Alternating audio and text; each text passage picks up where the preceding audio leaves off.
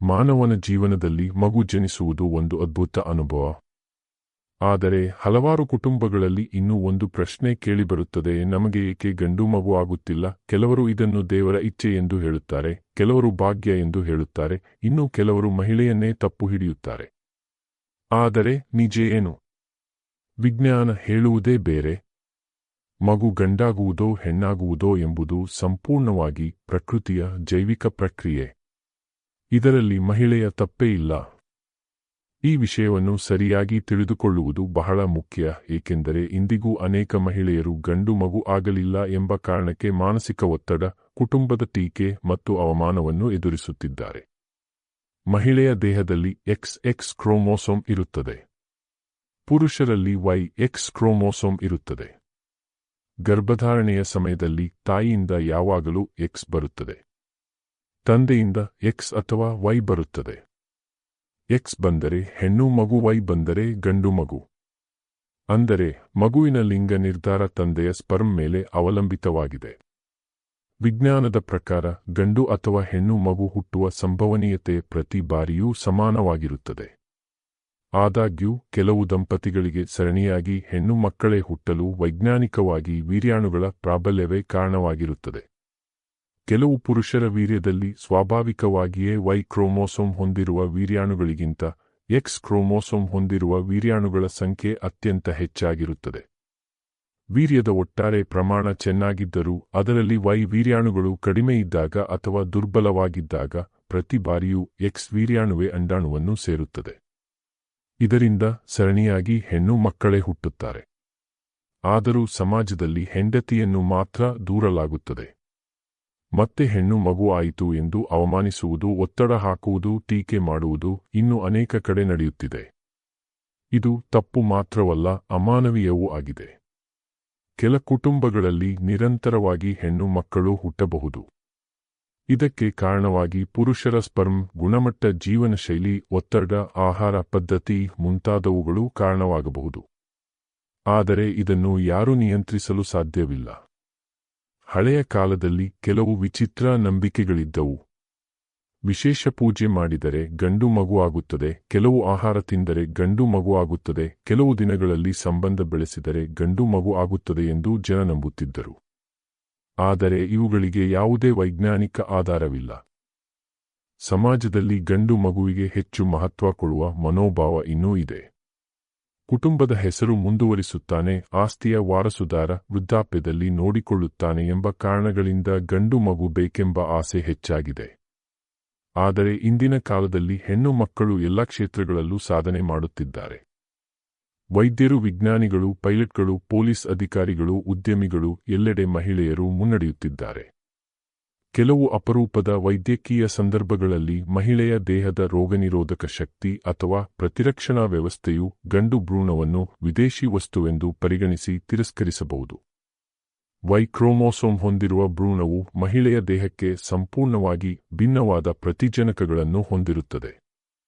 ಮಹಿಳೆಯ ದೇಹದಲ್ಲಿ ಅತಿ ಕ್ರಿಯಾಶೀಲ ರೋಗನಿರೋಧಕ ಶಕ್ತಿ ಇದ್ದರೆ ಅದು ಗಂಡು ಭ್ರೂಣದ ಗರ್ಭಪಾತಕ್ಕೆ ಕಾರಣವಾಗಬಹುದು.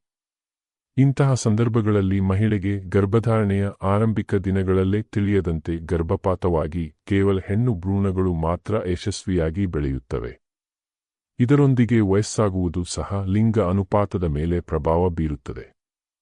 ಪುರುಷನಿಗೆ ವಯಸ್ಸಾಗುತ್ತಾ ಹೋದಂತೆ ಆತನ ವೀರ್ಯದ ಗುಣಮಟ್ಟ ಕಡಿಮೆಯಾಗುತ್ತದೆ ಮತ್ತು Y ಕ್ರೋಮೋಸೋಮ್ಗಳ ಉತ್ಪಾದನೆ ಕುಂಠಿತಗೊಳ್ಳಬಹುದು. ಹೆಣ್ಣು ಮಗು ಹುಟ್ಟಿದರೆ ದುಃಖಪಡುವ ಮನೋಭಾವ ಬದಲಾಗಬೇಕು. ಏಕೆಂದರೆ ಒಂದು ಕುಟುಂಬದ ಸಂತೋಷ ಮಗುವಿನ ಲಿಂಗದಿಂದ ಅಲ್ಲ, ಅದರ ಪ್ರೀತಿ ಮತ್ತು ಮೌಲ್ಯಗಳಿಂದ ನಿರ್ಧಾರವಾಗುತ್ತದೆ. ಗರ್ಭಿಣಿಯಾದ ಮಹಿಳೆಯ ಮೇಲೆ ಈ ಬಾರಿ ಗಂಡು ಮಗು ಆಗಬೇಕು ಎಂದು ಒತ್ತಡ ಹಾಕುವುದು ಅವಳ ಮಾನಸಿಕ ಆರೋಗ್ಯಕ್ಕೆ ಹಾನಿಕಾರಕ. ಗರ್ಭಧಾರಣೆಯ ಸಮಯದಲ್ಲಿ ಮಹಿಳೆಗೆ ಬೆಂಬಲ, ಶಾಂತಿ ಮತ್ತು ಪ್ರೀತಿ ಬೇಕು. ಕೆಲ ರಾಸಾಯನಿಕ ಪದಾರ್ಥಗಳು, ಕಲುಷಿತ ವಾತಾವರಣ ಮತ್ತು ವಿಷಕಾರಿ ಅಂಶಗಳು ಪುರುಷರ ಸಂತಾನೋತ್ಪತ್ತಿ ಸಾಮರ್ಥ್ಯವನ್ನು ದುರ್ಬಲಗೊಳಿಸಬಹುದು. ಭಾರತದಲ್ಲಿ ಗರ್ಭದಲ್ಲಿರುವ ಮಗುವಿನ ಲಿಂಗ ಪರೀಕ್ಷೆ ಮಾಡುವುದು ಕಾನೂನುಬಾಹಿರ. ಇದಕ್ಕೆ ಪ್ರಮುಖ ಕಾರಣ ಹೆಣ್ಣು ಭ್ರೂಣ ಹತ್ಯೆಯನ್ನು ತಡೆಯುವುದು. ಪ್ರತಿಯೊಂದು ಮಗುವಿಗೂ ಬದುಕುವ ಹಕ್ಕಿದೆ. ಹೆಣ್ಣು ಅಥವಾ ಗಂಡು ಎರಡೂ ಸಮಾನ. ಒಂದು ಮಗು ಮನೆಯಲ್ಲಿಗೆ ಸಂತೋಷ ತರುತ್ತದೆ. ಮಗುವಿನ ಮೌಲ್ಯ ಅದರ ಲಿಂಗದಲ್ಲಿಲ್ಲ, ಅದರ ಮಾನವೀಯತೆಯಲ್ಲಿ ಇದೆ. ಆದ್ದರಿಂದ ಗಂಡು ಮಗು ಇಲ್ಲ ಎಂದು ದುಃಖಪಡುವುದಕ್ಕಿಂತ ಯಾವ ಮಗು ಬಂದರೂ ಪ್ರೀತಿಯಿಂದ ಸ್ವೀಕರಿಸುವ ಮನಸ್ಸು ಇರಬೇಕು.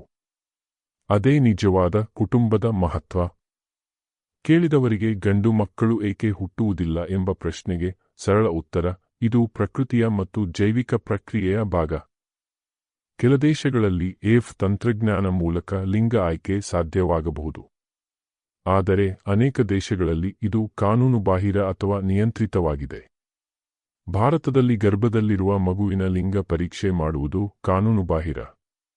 ಇದಕ್ಕೆ ಕಾರಣ ಹೆಣ್ಣು ಭ್ರೂಣ ಹತ್ಯೆ ತಡೆಯುವುದು. ಗಂಡು ಅಥವಾ ಹೆಣ್ಣು ಮಗು ಹುಟ್ಟುವುದು ದೇವರ ಶಿಕ್ಷೆ, ಪಾಪ ಅಥವಾ ಮಹಿಳೆಯ ತಪ್ಪಿನಿಂದ ಅಲ್ಲ, ಅದು ಕ್ರೋಮೋಸೋಮ್ಗಳ ಸಂಯೋಜನೆಯ ಪರಿಣಾಮ ಮಾತ್ರ. ಕೆಲವರು ಗಂಡು ಮಗು ಇಲ್ಲ ಅಂದರೆ ದೇವರ ಶಿಕ್ಷೆ ಎಂದು ಹೇಳುತ್ತಾರೆ. ಆದರೆ ಇದು ತಪ್ಪು ಕಲ್ಪನೆ. ಪ್ರತಿಯೊಂದು ಮಗು ದೇವರವರ ಎಂದು ಅನೇಕ ಧರ್ಮಗಳು ಹೇಳುತ್ತವೆ. ಹೆಣ್ಣು ಅಥವಾ ಗಂಡು ಎಂಬ ಭೇದ ಮಾಡುವುದು ಮಾನವರ ಮನಸ್ಸು, ಪ್ರಕೃತಿ ಅಲ್ಲ. ಒಂದು ಮಗು ಯಾವ ಲಿಂಗದದ್ದೇ ಆಗಿರಲಿ, ಅದು ಕುಟುಂಬಕ್ಕೆ ಸಂತೋಷ, ಪ್ರೀತಿ ಮತ್ತು ಆಶೆಯನ್ನು ತರುತ್ತದೆ. ಭಾರತೀಯ ಸಮಾಜದಲ್ಲಿ ಗಂಡು ಮಗು ಹುಟ್ಟದೇ ಇರುವುದಕ್ಕೆ ನೂರಾರು ಮೂಢನಂಬಿಕೆಗಳು ಚಾಲ್ತಿಯಲ್ಲಿವೆ. ಮಹಿಳೆಯು ಹಿಂದಿನ ಜನ್ಮದ ಪಾಪ ಮಾಡಿದ್ದರೆ ಅಥವಾ ಆಕೆಯ ಜಾತಕದಲ್ಲಿ ದೋಷವಿದ್ದರೆ ಗಂಡು ಮಗು ಹುಟ್ಟುವುದಿಲ್ಲ ಎಂಬುದು ಕೇವಲ ಭ್ರಮೆ. ಜಾತಕ ಅಥವಾ ಕರ್ಮಕ್ಕೂ ಮಗುವಿನ ಲಿಂಗಕ್ಕೂ ಯಾವುದೇ ಸಂಬಂಧವಿಲ್ಲ. ಲಿಂಗ ನಿರ್ಧಾರವು ಸಂಪೂರ್ಣವಾಗಿ ಪುರುಷನ ವೀರ್ಯಾಣುವಿನಲ್ಲಿರುವ ಕ್ರೋಮೋಸೋಮ್ಗಳ ಜೋಡಣೆಯ ಮೇಲೆ ಆಧಾರಿತವಾಗಿರುವ ಜೈವಿಕ ಪ್ರಕ್ರಿಯೆಯಾಗಿದೆ. ಕೆಲವು ಆಯುರ್ವೇದ ಗಿಡಮೂಲಿಕೆಗಳು ಅಥವಾ ಮಾತ್ರೆಗಳನ್ನು ಸೇವಿಸುವುದರಿಂದ ಗರ್ಭದಲ್ಲಿರುವ ಹೆಣ್ಣು ಮಗುವನ್ನು ಗಂಡು ಮಗುವಾಗಿ ಬದಲಾಯಿಸಬಹುದು ಎಂಬುದು ಮತ್ತೊಂದು ದೊಡ್ಡ ಸುಳ್ಳು. ಗರ್ಭಧಾರಣೆಯ ಮೊದಲ ಕ್ಷಣದಲ್ಲೇ ಲಿಂಗ ನಿರ್ಧಾರವಾಗಿ ಬಿಡುತ್ತದೆ.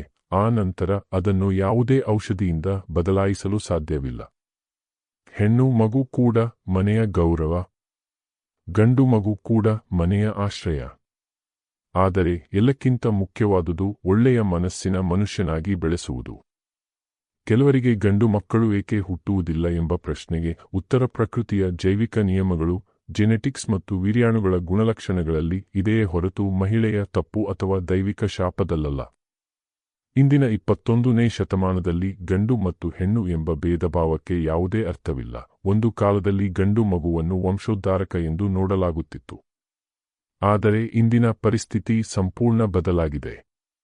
ಇಂದು ಹೆಣ್ಣುಮಕ್ಕಳು ಶಿಕ್ಷಣ, ಕ್ರೀಡೆ, ರಾಜಕೀಯ, ಬಾಹ್ಯಾಕಾಶ ಸಂಶೋಧನೆ, ಉದ್ಯಮ ಸೇರಿದಂತೆ ಎಲ್ಲಾ ಕ್ಷೇತ್ರಗಳಲ್ಲೂ ಪುರುಷರಿಗಿಂತ ಮಿಗಿಲಾದ ಸಾಧನೆ ಮಾಡುತ್ತಿದ್ದಾರೆ. ಇತ್ತೀಚಿನ ದಿನಗಳಲ್ಲಿ ಹೆಣ್ಣು ಮಕ್ಕಳೇ ತಮ್ಮ ವಯಸ್ಸಾದ ಪೋಷಕರನ್ನು ಹೆಚ್ಚು ಪ್ರೀತಿಯಿಂದ ಮತ್ತು ಜವಾಬ್ದಾರಿಯಿಂದ ನೋಡಿಕೊಳ್ಳುತ್ತಿದ್ದಾರೆ. ಪ್ರತಿ ಮಗುವೂ ಪ್ರಕೃತಿಯ ಒಂದು ಅಮೂಲ್ಯ ಕೊಡುಗೆಯಾಗಿದೆ. ಹೆಣ್ಣು ಮಗು ಹುಟ್ಟಿದಾಗ ಬೇಸರ ಮಾಡಿಕೊಳ್ಳುವುದು ಅಥವಾ ಗಂಡು ಮಗುವಿಗಾಗಿ ಹಪಾಪಿಸುವುದು ಆಧುನಿಕ ಸಮಾಜಕ್ಕೆ ಶೋಭೆಯಲ್ಲ.